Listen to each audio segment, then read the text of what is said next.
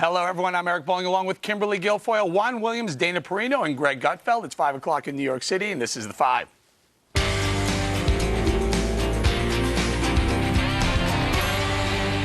Well, the last 24 hours have been wildly turbulent surrounding the Democrats running for president. Jim Webb dropped out of the race a couple hours ago, and Joe Biden has been making some serious waves for Her Majesty's ship, Hillary Clinton. Remember when Hillary Clinton was asked which enemy she was most proud of at the Democratic debate? Well, in addition to the NRA, the health insurance companies, the drug companies, the Iranians, probably the Republicans. Well, for whatever reason, Joe Biden seems to have a much different view of the GOP. Whenever there's a problem, I get sent to the Hill, which, by the way, is a useful use of my time, because I really respect the members up there, and I still have a lot of Republican friends. I don't think my chief enemy is the Republican Party. The VP also made clear that he, not the Secretary of State, speaks for the president when he goes overseas. I will get sent to go speak to Putin or go speak to Erdogan or go speak to whomever, and it's because the Secretary of State, we've had two great Secretaries of State, but when I go, they know that I am speaking for the president. Well, and finally, Clinton and Biden seem to have very different accounts of who supported the bin Laden raid. It was a really tough decision to advise on because, you know, we didn't have the smoking gun. I was one who recommended to the president that he go ahead, and his advisors were split. There were only two people who were definitive and were absolutely certain. Leon Panetta said go, and Bob Gates, who's already publicly said this, said don't go. I told him my opinion, that I thought he should go, but follow his own instincts. And, of course, much has been written about Joe flip-flopping on that raid. But pictured right there, the moment bin Laden was taken out, there's Biden on the left, flanked by President Obama, Hillary on the right, flanked by Robert Gates. An amazing photo. Kimberly, what's all this about? Biden seems to be contradicting everything that Hillary said in the last couple of weeks. Uh-oh, she just got big-footed. I like it. I think he's like being assertive. He's like, listen, I'm the big dog in town. I'm the one that's, calling the shots, speaking for the president, being firm in my decision-making, and saying that he essentially supersedes her. I like this. That, to me, sounds like a man with confidence that knows what he wants and is ready to get in. Dana, in those three clips, Joe Biden said, I get along with the GOP. I speak for the president when we go overseas, or I go overseas, I'm sorry. And then the last one, I was in favor of the raid, when a lot of people have said he never actually was. I think the most important one of those three is what he was saying about the Republicans, because this is a man who is now saying, like, I'm ready to lead this party and not be the president of just the Democrats, but the president of the entire nation. So he's saying, if your concern is that you think Washington can't get enough done, look to me, because I'm the one who knows how to cut a deal. And then the undercurrent is that what she said the other night is she chose to actually, I think it's interesting that she said the Iranians might be in that list, because actually she's in favor of a deal that got them everything that they wanted. So to me, when she said the Republicans, it was just so clear that she was trying to speak just to that audience right there, rather than realizing that she had no competition on the stage, and she just could have started running for the general election right there. Do you think this is a trial balloon? He puts out these fairly provocative comments and see what the media comes back with, and come back with something. He keeps dropping hints. He's like a spouse whose birthday's coming up, and also he's getting off. He's getting off on the attention. Biden's favorite topic, and you know this, Juan, we've been around, his favorite topic is Biden. He loves talking about himself. And the good news, he ran for president, I guess, back in the 80s. The good thing about it is there's a whole new slew of speeches that he can plagiarize. So it'll be fun. And I know that he's running because I heard he constructed a greenhouse that's stocked row and row of hair plugs. Oh, you're mean. I am. You know what? I'm tired of everybody saying, oh, he's such a nice guy. He's a great guy. Either run or don't run. Don't flirt with us. And I get he's likable. I get that. But he's likable in a way that Cosmo Kramer from Seinfeld was. He's kind of a walking misadventure. What, you want to weigh in on this, Wano? Greg, you don't get the drift here today. No, I don't. The drift is that Republicans are worried about Hillary and celebrating the idea that somebody could come in and, as Kimberly said, cause some turbulence for the great ship. No, you're I wrong. actually No, far that's prefer Joe Biden, and if the GOP drops the ball, I'd rather see Joe Biden president than Hillary Clinton any day, well, because if you he look at- respects the troops. He knows how to work across party lines. He's respected on the Hill. Well, he let me respects just say, people if like you're Dick missing Cheney. The gist, so you're this is wrong. legit. The gist was, for a long time, everyone's been looking at the fighting going on the Republican side.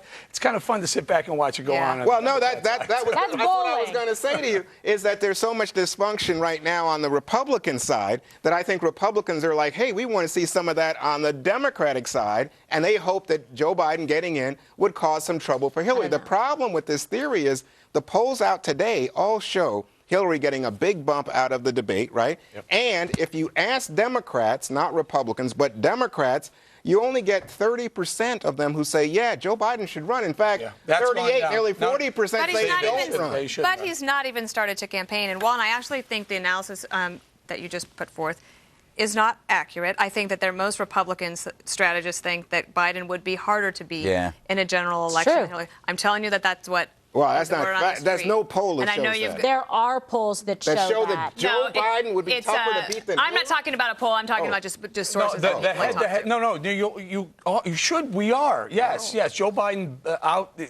outperforms Hillary Clinton when you go head-to-head against every single Republican. There might be some. There might be some outliers. I don't get. No, these aren't outliers. What are you talking about? There's a poll that proves it. How come liberals aren't going after Biden as a misogynist for attempting to block a woman they from will. becoming the first They will. female president? Whereas the Republicans are terrible They because will. they're going Don't- up against Biden. Just wait. If I he mean, her. announces, they will do that within 48 hours. Well, let's move on to the. Yeah, I think I might have seen that. That's why I said 48 hours. Oh, less than Subliminal. 48 hours. Hillary Clinton testifies in front of the House Select Committee on Benghazi. Senator McCain explains why this hearing is so important. I think that every major investigation that you and I have seen leads in different directions. Certainly Watergate was a great example of that. I happened to be on a Sunday morning show right after the now National Security Advisor, Susan Rice, talked about hateful videos and spontaneous demonstrations. And I said then, nobody brings an RPG and a mortar to a spontaneous demonstration. I was at Andrews, and Hillary Clinton told the families, well, we'll get these people that made this hateful video. By that time, it was obvious that there was no hateful video. The left thinks these hearings are political, but each time we learn new information on what happened in Benghazi, and maybe more importantly, we learn what character, if any, makes up a presidential frontrunner. Quick round on it, Juan, your thoughts. This is, I know Benghazi 8, but every time we have more information. No, more information is legit. So at this point, you can say, well, we didn't know about the emails and some of the secret accounts before. There's the potential for something there. We'll see if anything comes of it. The big news in Washington recently has been that Trey Gowdy, the chair, thought he had something in terms of a CIA source being named. Turned out the CIA didn't think it was confidential, so that's fine. I think the bigger issue here, speaking to Senator McCain, who's just a wonderful guy and I think, legitimate in what his concerns are, is that there have been 7 hearings. He's testified numerous times. There's been a independent authority report. So I think the bigger worry actually could be that Hillary Clinton uses the Republicans and absolutely makes this into like a Ollie North. Was it Ollie North who sat there and made them look like chumps? Yeah, maybe. But here, we always have to go back to what is the logic behind pushing that video? Like, what were they thinking? So I always like to walk through these steps, especially for Juan, since, Juan is sometimes not here. Right. Even when he's here. That's true. For the logic of pushing the video to work, there has to be 4 steps. 5 steps. 1, some guy gets on YouTube, right? He's looking for cat videos. He's saying, I'm going to watch. And then all of a sudden, he finds this weird, obscure video about Muhammad. And it's a coincidence that he found it on 9/11, on September 11th. It just happened to happen. And you know what he does? Normally, he was going to go to work or his piano lessons. But he decides, no, you know what? I'm going to call my friends. And they're all accountants and florists. But they go, yes, we're pissed off, too. So they all go out to a consulate. They burn it down and they kill 4 people. And then they go, you know what? Let's go all back to work, to our jobs. And so they go back to their jobs as florists and accountants, and they never do it again because they weren't terrorists. Right. That's the logic that you need to believe Hillary Clinton. That's it. It's impossible. Hungry for cat videos started Yes, it all. exactly. Interesting. Did I just crush you, Juan? No, but in it's Libya. interesting to me. I sometimes, because I'm not here, mentally, sometimes when I do focus and I focus on you, I think, man, is he from another planet? Oh, thank you. Because, the fact is. I'm a brother from another planet. Check it out. I agree with that. Oh, my But God. what I'm saying to you is, guess what? There was a video, and it did spark protest that everyone agrees. Five people saw it. Five people No, saw I it. don't know how many people Juan, saw it, but there's no this is not question that it true. started. Let's this get Dana in debate. here weighing on the Benghazi Ghost hearings. created more outrage. Well, I don't know. Okay, well, I think that the most important thing that what John McCain is talking about is when there is a hearing like this, sometimes you find out something that you weren't even looking for. In this case, it is the fact that she had a private server at all. She has subsequently told several different stories, changing her stories. It made her look like she was lying. And then over the summer, because she couldn't get her story straight, she said, I'll come to that hearing and I will testify, because she wanted to get it behind her. Now she doesn't want to go, but there's going to be a hearing, so she's going to have to show up and answer the questions. But the number one thing that we learned is that there was a private server at all, which was possibly against the law, but absolutely against Obama administration guidelines. Policy, and she absolutely. was a cabinet secretary. Hence the comment coming out of that last soundbite about character, if any. President Bush, 43, creating some news himself, suggesting he doesn't like Ted Cruz, and Marco Rubio might not be ready for the presidency. Now, Rubio, for his part, responded a couple of minutes ago with Neil. Well, I don't even know if he said that, number one. And number two, it sounds like him just telling a joke. It sounds like a funny thing to say. The press in general operates on conflict. I'm not running against anybody. I'm running for president. Interesting timing on the comments out of 43, though. Well, I think that he has said that he's for his brother, right? So then he's been at events, and nobody necessarily wants their private comments to be broadcast. But in today's day and age, that's what happens. So your public comments, and even in a private setting, have to be in direct proportion to how many people you think are going to then tell someone else about it. I loved how Rubio handled that, because he took it actually kind of as a compliment, made it a nice little moment, and moved on to make his point of, this is why I'm running for president. And I thought he handled that perfectly and has really grown as a candidate. Well, you are a sweet person. You are just a delight, because how can you not see that, in fact, he went after Rubio at Rubio's main point of vulnerability? But don't you see that didn't you see the follow-up comment when he said, of course, I could be wrong, and next year I'll be back here telling you he was the perfect candidate? Well, but at that point, That's why he really was said. saying it was a joke and that it was funny. Yeah, and he's saying he's a party loyalist. And he didn't take offense, which he doesn't make himself a victim, which people like. So, can I be a conspiracy theorist? Well, these comments are provocative, and we're talking about it. What are we not talking about? Oh, my God, could we please talk about are it? we not talking about this thing that, by the way, Jeb Bush was on Hannity last night. Donald Trump was on there we Barney go. today. I knew it was coming. And it continued, but we're talking about something else. All right, we'll talk about Well, something what thing are we sorry. talking? I missed something because I wasn't here yesterday. What are you talking about? Yeah, you slept in. Unbelievable. We had a show. It was interesting. Really? Yeah.